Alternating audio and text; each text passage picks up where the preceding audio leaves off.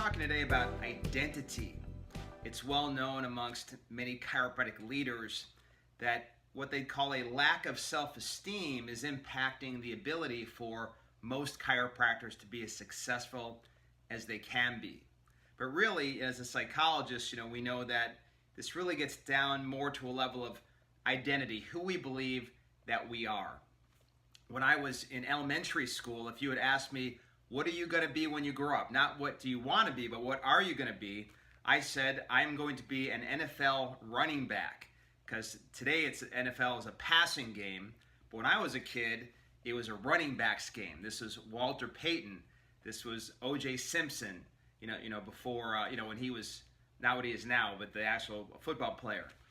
You had the icons like Jim Brown. These were the big famous people, the guys that got all the glory in football, and that's what I was going to be. When I got into high school, my running back coach used to tell us that, remember who you are. You're a Framingham South running back. And Framingham South running backs, they don't go down with one hit. Framingham South running backs, they don't get stopped in the 1 yard line. They make it all the way to the end zone. He was building in us an identity to go out there and be a great running back. Well, in chiropractic, we need to shift our identity. Many people think, well, I'm trying to get to a certain volume of visits. That's my identity. Many people have done pretty well with that, and their identity is I make a certain amount of money, or I see a certain amount of people, and that's their identity. Others see themselves as kind of less than what's appreciated out there to be the leader in healthcare, meaning medicine. So if they're at a party and somebody says, what do you do? Since they struggle a bit with their identity, it's kind of hard to say, well, I'm a chiropractor. So what do we mean? Where do we go from here? I was teaching an event many years ago. We had several hundred doctors there, and we actually took a group of them, and on one side of the room, we took some doctors that were struggling. Then on the other side of the room, we took some doctors that were just crushing it. So we went to the struggling side and said, so what are your goals? And virtually every one of them, the goal was like a number, like, I want to get to 100 a week. And it was usually a modest number, or I want to be making enough money to pay off my debt. So sometimes it wasn't a number. They actually were speaking to sort of their struggle, like get out of debt or be able to spend more time with my family. They really identified with some of their problems. And so after we had gone through that room, and we what do you do? Well, I get rid of pain. I help people with conditions. I adjust people. We asked them what they did, and so their identity also spoke to their goals, what they did, what they felt they were capable of, how they identified with their pain. We went to the other side of the room where they were just, again, crushing it.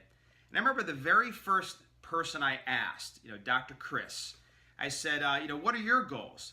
Well, I want to have, and of course he just went off. I want to have, a 10,000 square foot building where we are seeing thousands of people a week, and then we want to spread out and have clinics all throughout, the greater Midwest. And he had, just this enormous vision. He really identified with this big vision. Then I said, what do you do? And he said, I save the world. So his identity was a world saver. He literally saw himself as a chiropractor, that he was a superhero. So what do we have to do next? We have to look at what are our goals. And based on our identity, that'll set our goals. We only can see ourselves getting so far if our identity is only so big.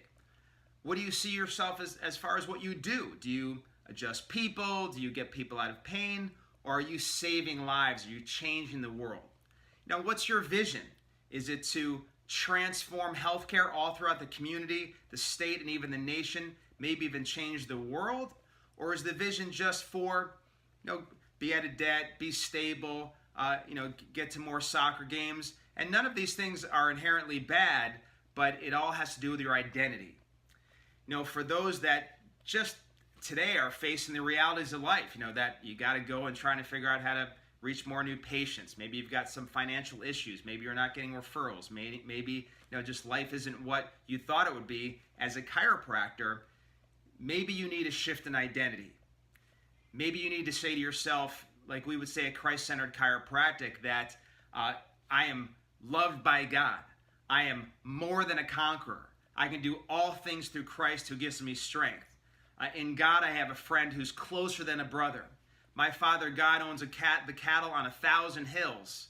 And so he's got abundance that he has for me in my life. He wants to bless me indeed, increase my territory, expand the boundary lines for me in pleasant places.